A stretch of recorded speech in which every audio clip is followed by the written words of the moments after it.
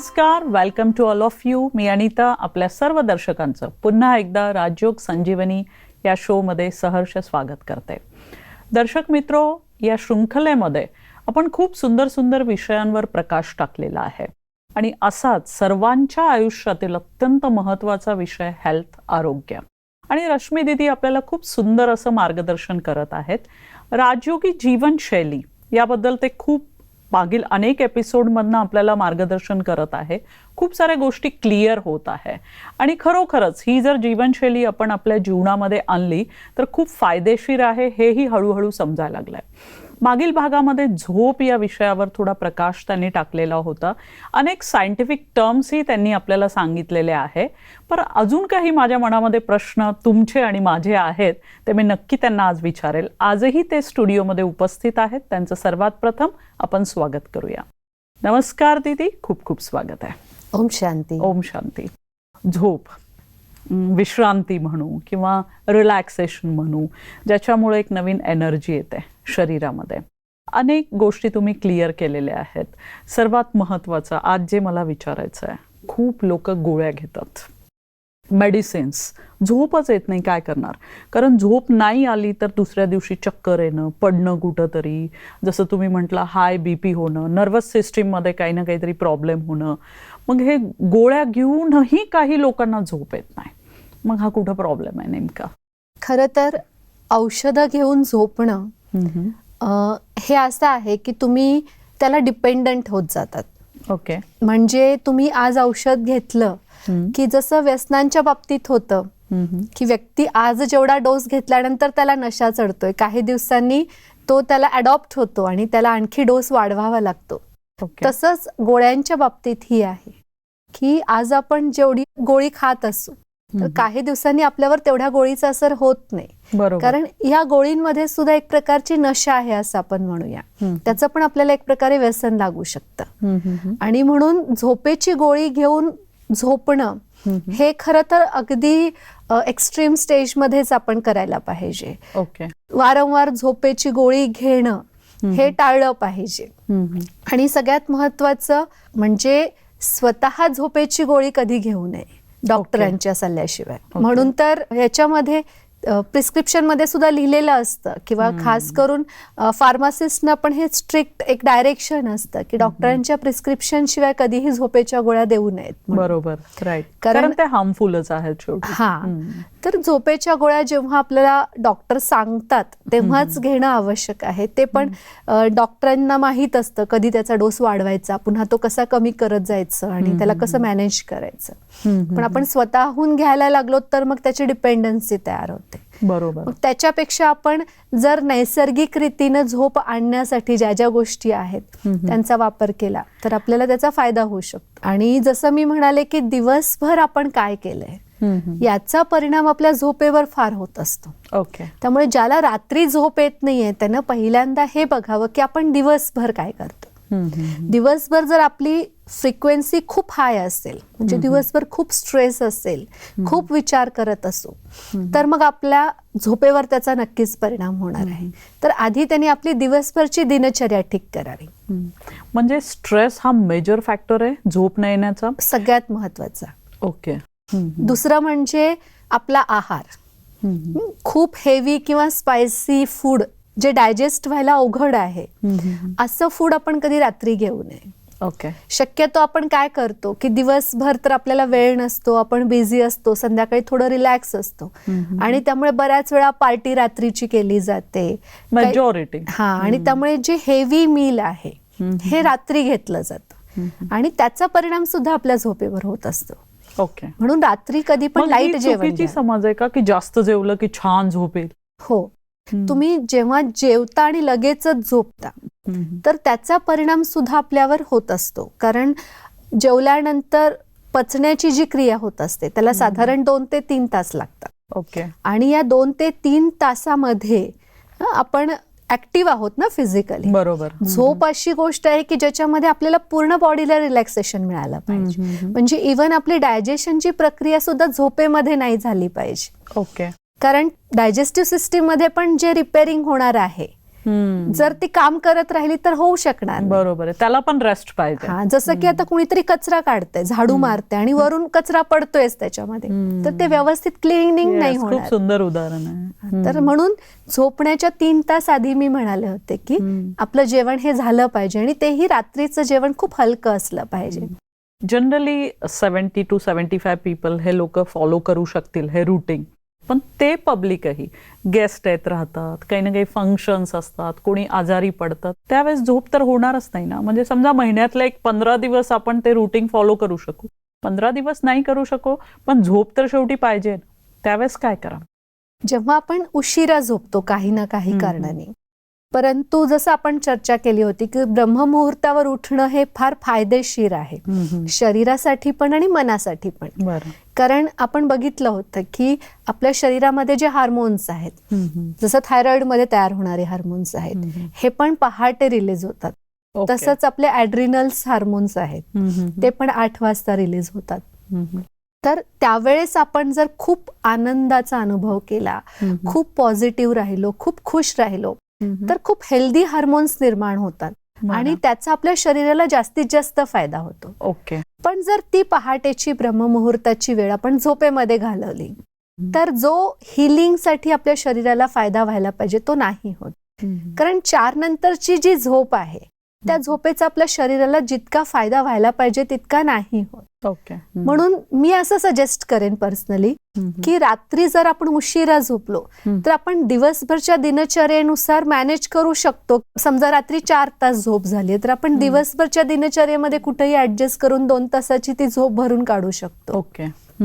परंतु पहाटे लवकर उठणं आवश्यक आहे. ओके, त्यामुळे एक नवीन एनर्जीच मिळणार आहे, पॉझिटिव्हिटीच वाढणार आहे. आणि आणखी एक माझा प्रश्न आहे की जनरली विद्यार्थी स्टुडंट रात्री जागून अभ्यास करतात. मी खूपदा माझ्या घरात पण अनेक मुलं आहेत, मी त्यांना म्हणते की सकाळी उठा, थोडं फ्रेश ह्याच्यामध्ये नाही, सकाळी आम्हाला लक्षात राहत नाही, रात्री थोडं जास्त आम्हाला एकाग्रता होते. मग अशा मुलांना आपण काय सजेस्ट कराल? हा एक खरं तर सवयीचा भाग आहे. म्हणजे त्यांनी ही सवय लावून घेतली आहे स्वतःला रात्री उशिरापर्यंत करण्याची आणि बसण्याची. पण अशा मुलांनी सुद्धा एक प्रयोग म्हणून करून बघावं. थोडे दिवस रात्री लवकर झोपून सकाळी उठून अभ्यास केल्यानंतर कसं वाटतंय आणि आपण रात्री अभ्यास करत होतो त्यावेळेस आपल्याला कसं वाटत होतं, एक प्रयोग म्हणून अशा मुलांनी करून बघावं. त्यांना नक्कीच हा अनुभव येईल की आपण सकाळी जो अभ्यास करतोय त्याच्यामध्ये कॉन्सन्ट्रेशन जास्त आहे, कारण सकाळी आपली फ्रिक्वेन्सी 4 आहे. बरोबर. म्हणजे विचार खूप कमी आहेत. बरोबर. आणि त्यावेळेस आपण अभ्यास केला तर कॉन्सन्ट्रेशन पॉवर जास्त आहे. ओके. त्यामुळे कमी अभ्यास करून सुद्धा जास्तीत जास्त लक्षात राहू शकतं. कमी वेळेमध्ये सुद्धा चांगला अभ्यास मुलं करू शकतात. जास्त रिव्हिजनची पण आवश्यकता नाही पडणार आहे. तेच रात्री आपली फ्रिक्वेन्सी खूप हाय असते आणि दिवसभरच्या गोष्टींचा शीण आणि ताण तर असतोच असतो. बरोबर. आणि वातावरणामध्ये सुद्धा बघा एक रात्रीचं तामसिकता असते आणि एक झोपेचं व्हायब्रेशन असतं जनरली. बरोबर. आणि अशा व्हायब्रेशन मध्ये आपण अभ्यास करायला बसलो की तो फ्रेशनेस आपल्या मन बुद्धीला नाही मिळत जो सकाळी मिळतो. बर. अजून एक गोष्ट मला आता एक प्रश्न पडला की खूप लोक म्हणतात की जसं तुम्ही म्हटला संध्याकाळची झोप 6 ते 8 तास सफिशियंट आहे, ती झाली तरी आम्हाला दुपारी कंपल्सरी झोप पाहिजे. जनरली सायन्स पण म्हणतं की 15 to 20 मिनिट्स एक पॉवर नॅप पाहिजे, तेवढं ठीक आहे. पण काही काही लोक मस्त 2 तास झोप झाली की मला फ्रेश वाटतं, हे पण एक मिथ आहे. हा, खरं तर 6 तासाची झोप आपल्याला समजा ॲव्हरेज आवश्यक आहे, तर ती आपण रात्री शक्यतो कव्हर करतो. नाही होत तर आपण दिवसाही घेऊ शकतो.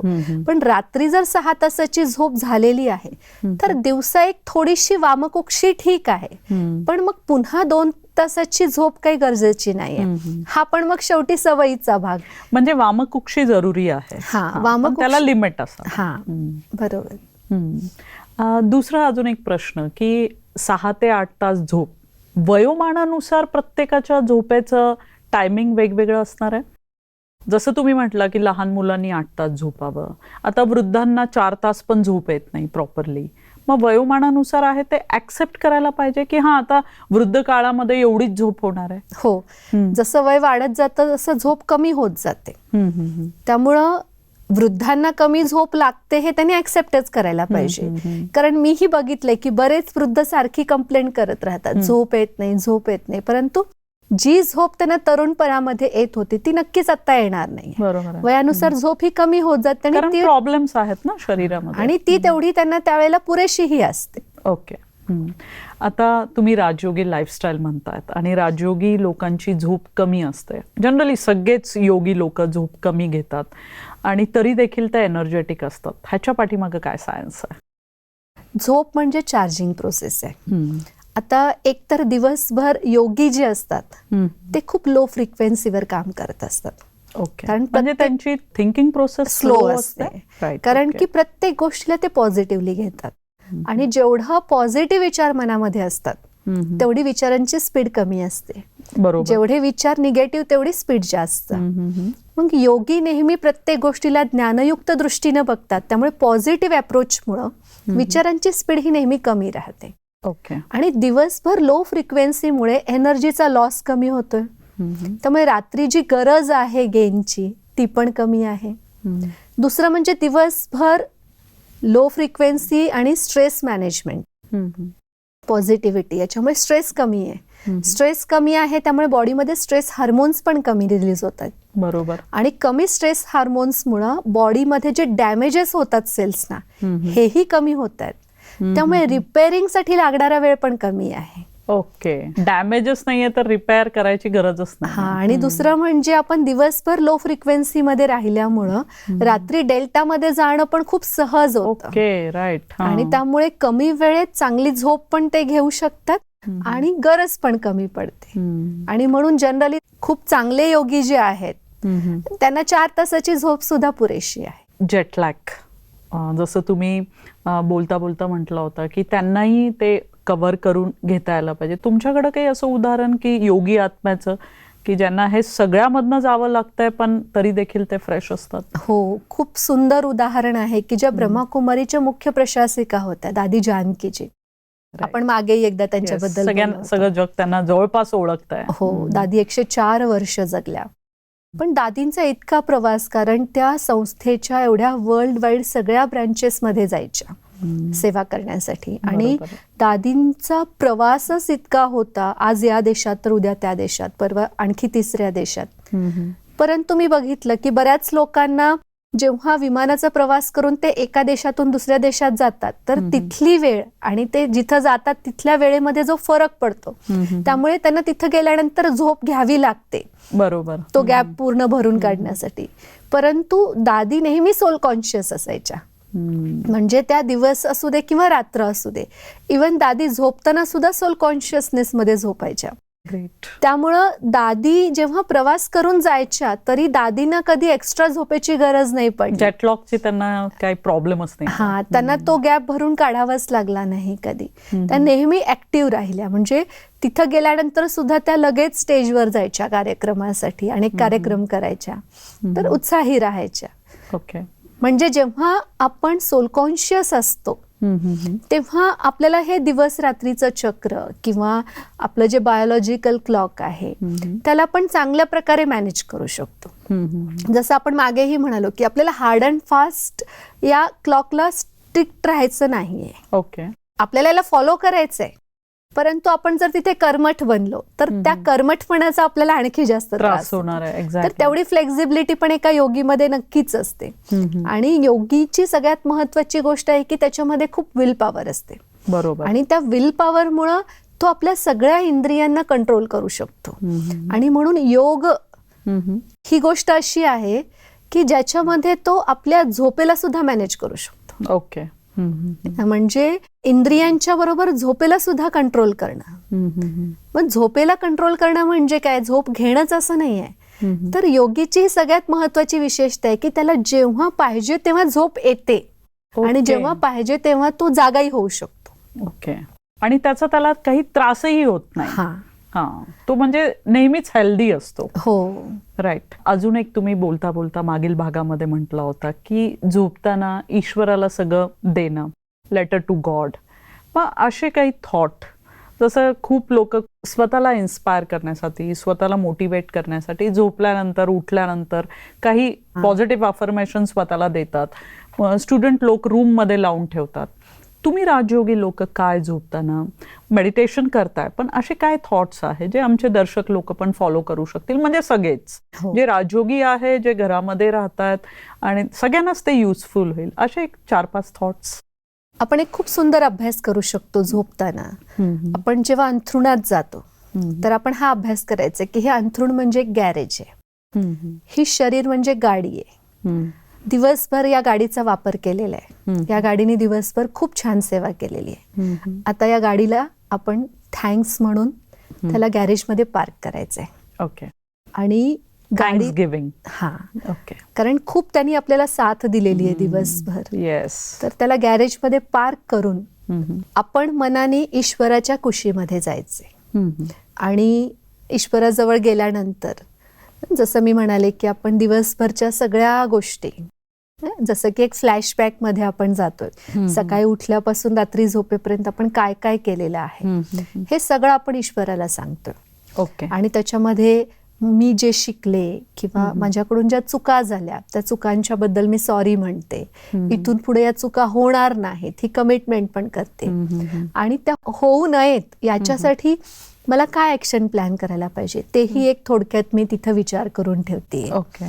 आणि मग त्याच्यानंतर जेवढं दिवसभरात चांगलं झालेलं आहे, छान छान अनुभव आलेले आहेत, ईश्वराची मदत जिथं जिथं मिळालेली आहे, माझ्या मनासारखं झालेलं आहे, तर त्या सगळ्या गोष्टींसाठी, सगळ्या उपलब्धींसाठी आपण परमात्म्याचे आभार पण मानतो. ओके. आणि मग त्याच्यानंतर आपण हा अभ्यास करतो की आता मनामध्ये दिवसभरचं जे आलेलं आहे ते ईश्वराच्या त्या व्हायब्रेशन्सने पूर्ण क्लीन होत आहे आणि माइंड पुन्हा शांत आणि रिलॅक्स होत आहे. हा अभ्यास करत राहिलो आणि हा अभ्यास करता करताच मग जेवढी फ्रिक्वेन्सी लो होते ऑटोमॅटिक आपल्याला झोप लागते. येस. आता तुम्ही बोलता बोलता मला अजून एक प्रश्न पडला की खूप लोक जनरली मी पाहते ज्यांना झोप येत नाही, बेडवर जाण्याच्या पूर्वी खूपदा आज झोप येईल की नाही, आज झोप येईल की नाही, कंटिन्युअस हा थॉट असतो त्यांचा. आणि मग परत तो पण इफेक्ट करतो झोपेवर. परत नक्कीच करतो, कारण आपण हे खूप मोठं सायन्स आहे की तुम्ही रात्री शेवटी जे विचार करता त्याचा परिणाम तुमच्या सबकॉन्शियस माइंडवर सुद्धा होत असतो. आणि मग तुम्ही सकाळी जेव्हा जागे होता तर तुम्ही शेवट ज्या स्मृतीमध्ये झोपला होतात, ज्या स्थितीमध्ये झोपला होतात त्याच स्थितीमध्ये तुम्ही सकाळी जागे होत असता. म्हणून रात्री शेवटचा विचार आपण काय करतोय हा फार महत्वाचा आहे. खूप अशी उदाहरणं आहेत की जे रात्री झोपण्यापूर्वी त्यांना एखादा प्रश्न पडलेला आहे, त्याचं उत्तर मिळालेलं नाहीये, तर तो प्रश्न ते परमात्म्याला त्यावेळेला सोपवून झोपतात. ओके. आणि दुसऱ्या दिवशी त्याचं उत्तर सोल्युशन त्यांना मिळालेलं असतं. इव्हन बाह्य जगात पण अशी काही उदाहरणं आहेत. रात्री आपण झोपण्यापूर्वी जो विचार करतो आणि शेवटचा विचार जो आपण आपल्या सबकॉन्शियस माइंडला दिलेला असतो, तर सबकॉन्शियस माइंड आपलं रात्रभर त्या विचारावर काम करत असतं, जो थॉट आपण शेवटी त्याला दिलेला आहे. बरोबर. आणि ते त्याचं सोल्युशन स्वतः काढतं. म्हणजे असे अनेक शोध जे आहेत जगात हे असे लागलेले आहेत की ते रात्री झोपेत त्यांनी तो संकल्प जसं की आपल्या सबकॉन्शियस माइंडला दिलेला आहे आणि त्या सबकॉन्शियस माइंडने त्यांना असं सडनली जसं की त्याचा आन्सर दिलाय. असे अनेक शोध पण लागलेले आहेत. म्हणजे रात्रीचा जो हे जनरल ज्यांना झोप येत नाही त्यांचा हा जो थॉट आहे त्यांनी तो बदलून मला झोप येणार आहे, मला झोप येणार आहे, असं काही पॉझिटिव्ह थॉट घ्यायला पाहिजे. हा, म्हणजे मला असं वाटतं की झोप येणार आहे किंवा नाही याच्यापेक्षा मी खूप शांत स्वरूप आत्मा आहे, परमात्म्याची संतान आहे, मी परमात्म्याच्या कुशीमध्ये छान रिलॅक्स झोपलेली आहे, असा विचार जरी करत राहिले त्याच्यामुळे विचारांची स्पीड ऑटोमॅटिक स्लो होते. आणि जेवढी विचारांची स्पीड स्लो होईल तेवढी झोप लागते. ओके. तुम्ही प्रॅक्टिकलमध्ये एखादं आम्हाला डेमॉन्स्ट्रेशन करून दाखवाल 1-2 मिनिटाचं की आमचे दर्शक पण त्याला फॉलो करू शकतील? हो. आपण झोपण्यापूर्वी काय अभ्यास करायचा तो करूयात. ओके. स्वतःला असं व्हिज्युअलाइज करा की आपण आपल्या रोजच्या स्वच्छ बिछाण्यावर आहोत. हा बिछाणा म्हणजे एक गॅरेज आहे आणि आता मी या शरीररूपी गाडीला त्या गॅरेजमध्ये पार्क केलेला आहे.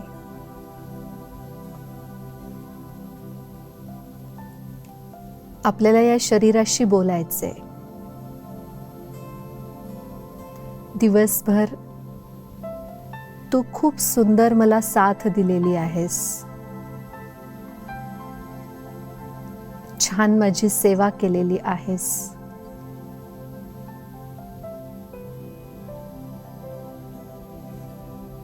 तुझे खूप खूप धन्यवाद.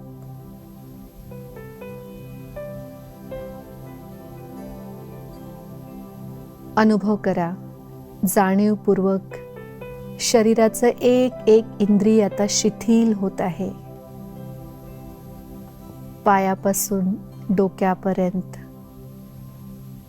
सगळे मसल्स, सगळे अवयव एकदम रिलॅक्स झालेले आहेत.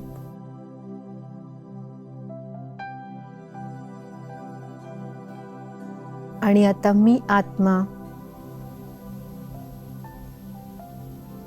मन आणि बुद्धीच्या द्वारे माझ्या घरामध्ये सूर्य चंद्र तारांगणाच्याही पार पलीकडे ईश्वराच्या कुशीमध्ये विश्रांती घेण्यासाठी जात आहे.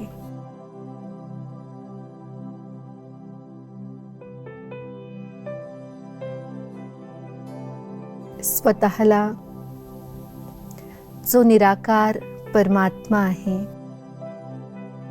त्याच्या समोर फील करायचं आहे. मी एक बालक दिवसभर कर्मक्षेत्रावर कर्म करून आता माझ्या घरी विश्रांतीसाठी आलेलो आहे. फ्लॅशबॅकमध्ये जाऊन सकाळी उठल्यापासून रात्री झोपेपर्यंत मी जे जे केलेलं आहे ते ॲज इट इज मला परमात्म्याला सांगायचंय.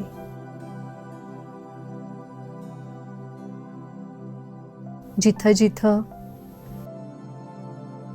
कळत न कळत माझ्या चुका झालेल्या आहेत त्यासाठी मी सॉरी म्हणत आहे. त्या चुका पुन्हा होणार नाहीत यासाठी कमिट करत आहे. आणि त्या चुका का झाल्या आणि पुन्हा होऊ नयेत याच्यासाठी मला काय करायला पाहिजे याचा एक सर्वसाधारण ॲक्शन प्लॅनही बनवून घेत आहे. तोही मी परमात्म्याला सांगत आहे.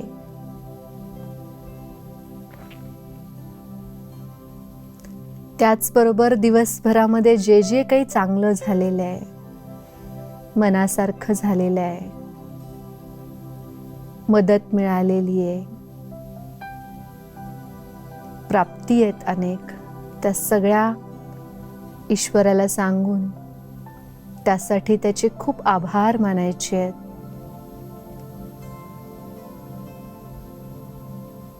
अनुभव करायचे आहे की दिवसभर मी केलेल्या चांगल्या कर्मासाठी परमात्माही माझी पाठ थोपटत आहेत.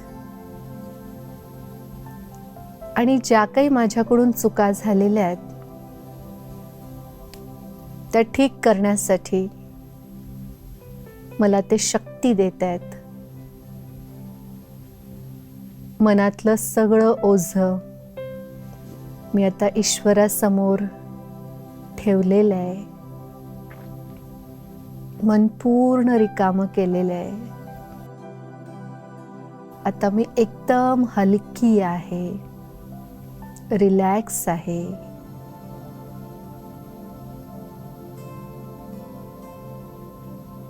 अनुभव करा, ईश्वराचे खूप शांतीचे व्हायब्रेशन्स मला मिळत आहेत. आणि माझं मन शांत होत चाललेलं आहे. मी खोल विश्रांतीमध्ये चाललेली आहे.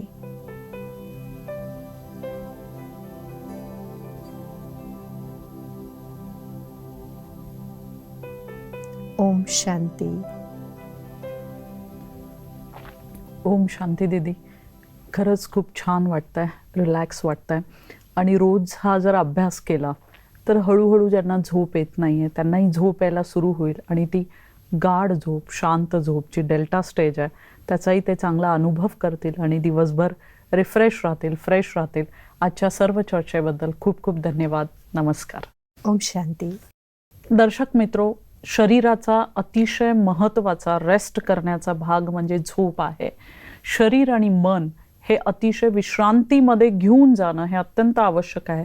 आणि रश्मी दीदींनी आपल्याला झोपेविषयी अतिशय सुंदर असं मार्गदर्शन केलंय. त्यांनी सांगितलं, मला एक महत्त्वाचं वाटलं त्यामधलं, की रोज रात्री झोपताना सर्व फाईल क्लोज करून झोपा. स्क्रीनपासनं ॲटलिस्ट 1 तास पहिला सगळ्या स्क्रीन क्लोज करा. ईश्वराला आपलं सर्व सोपवून द्या. जे काही चांगल्या वाईट घटना दिवसभरात झालेल्या आहेत त्याला शेअर करा, त्याला सोपवा.